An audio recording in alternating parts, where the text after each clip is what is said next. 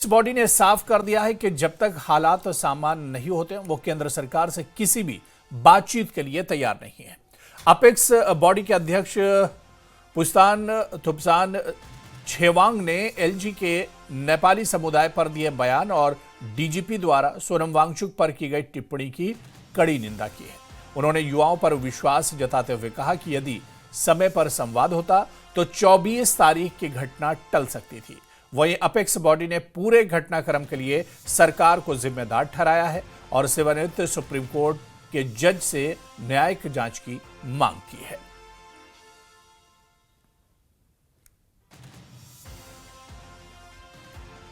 हमारे डीजीपी साहब ने भी प्रेस को संबोधित करते हुए ये कहा कि इसमें पाकिस्तान का हाथ लगता है। Sonam Wangchuk anti national activities में मुलविस है। ये जो इल्ज़ामात हैं ये लद्दाख के लिए ये हम बिल्कुल बर्दाश्त नहीं करेंगे और ये हमारे लोगों को बहुत ठेस पहुंचा है। ख़ासकर हमारे युवा जिनको अगर ये सड़क पर पहुंचाए तो इसका पूरा जिम्मेवारी गवर्नमेंट के ऊपर है।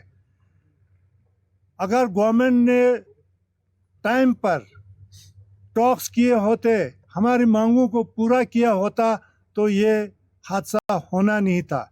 और ये जो हमारे बच्चे जो सड़क पर आए मजबूर होकर ये प्रेशर कुकर का काम किया, इसलिए उस दिन ये उनके सब ने बड़ा निकाल दिया।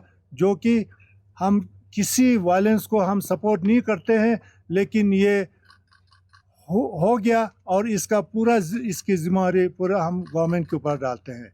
और जब तक हमारे ऊपर जो एंटी नेशनल का और पाकिस्तान के साथ हमारा जो कॉन्स्पिरेसी की बात कर रहे हैं, एक टूल किट बनाने की कोशिश कर रहे हैं गवर्नमेंट